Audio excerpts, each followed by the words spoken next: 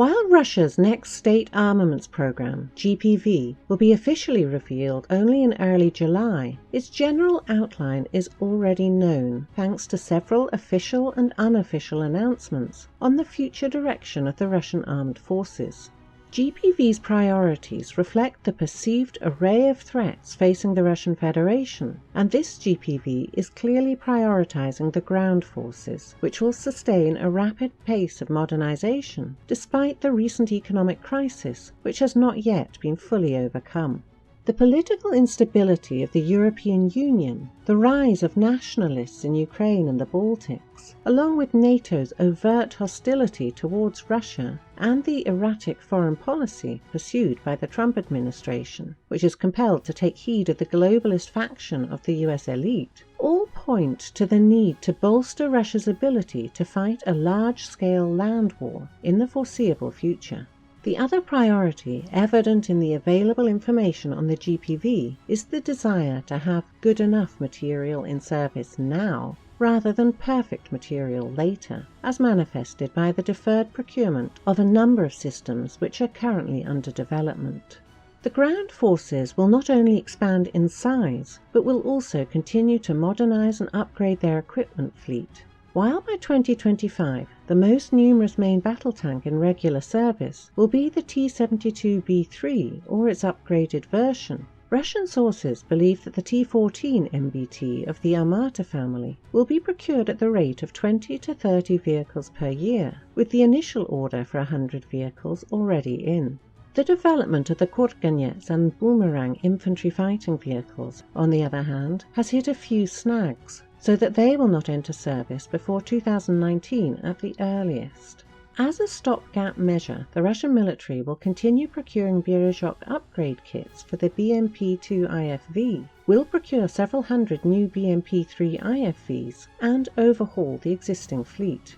Land-based air and ballistic missile defense will also be a key priority, with the armed forces receiving Buk M3, Tor M2, and S-300V4 and S-400 missile systems. The prospective S-500, still in the development phase, will likely not be procured during the next GPV term.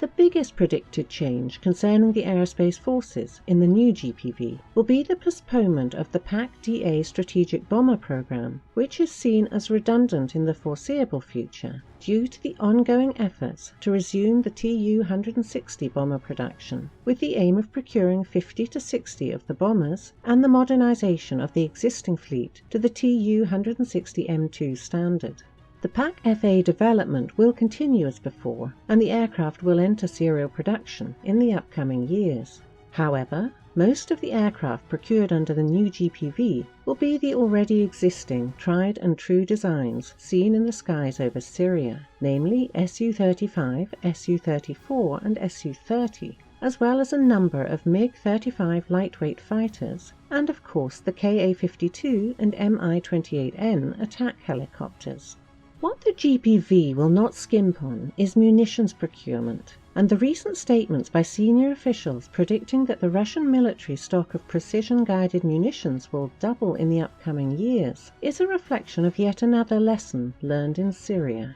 The naval forces, in contrast, have a relatively modest role in the new GPV. Neither the Storm aircraft carrier nor the Leader nuclear-powered destroyer are likely to appear in metal within the next GPV term. Instead, the existing ships, including the Admiral Kuznetsov carrier and the heavy missile cruisers, will undergo major refits to include the fitting of new missile systems, and the role of an oceanic escort will be provided by an enlarged variant of the Admiral Gorshkov-class frigate, optimized to provide area air defense, a solution adopted by many European navies which found destroyers too expensive for their budgets. The construction of missile corvettes and light frigates, ships which more than proved their worth in the context of the Syrian conflict, will continue unabated, as will the procurement of both conventional and nuclear submarines. There will be no change to Arctic-specific naval procurement. The new GPV, in addition to being a response to Western actions and a reflection of lessons from recent conflicts, is also a tacit confirmation of the sad fact that Russia is perceived as a worthy partner for negotiations in the West